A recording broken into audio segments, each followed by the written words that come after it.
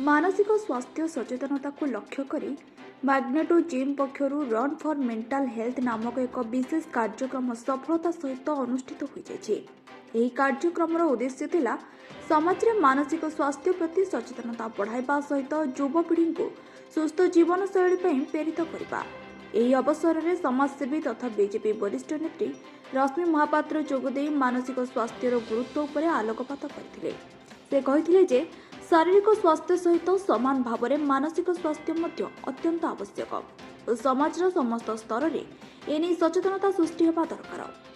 କାର୍ଯ୍ୟକ୍ରମରେ ସ୍ଥାନୀୟ ବିଧାୟକ ଶ୍ରୀଯୁକ୍ତ ବାବୁ ସିଂ, ଭୁବନେଶ୍ୱର ଲୋକପ୍ରିୟ ବରିଷ୍ଠ ବିଜେପି ନେତା ଶ୍ରୀଯୁକ୍ତ ଜଗନ୍ନାଥ ପ୍ରଧାନ ସହିତ ବହୁ ଯୁବ ନେତୃତ୍ୱ ମଧ୍ୟ ଉପସ୍ଥିତ ଥିଲେ।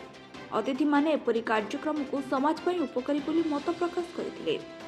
अनेक युवक युवती और सहरवासी सक्रिय अंशग्रहण सहित रन फॉर मेंटल हेल्थ कार्यक्रम उत्साह और सचेतनता संदेश दे सफलतार सहित समाप्त होइतिला।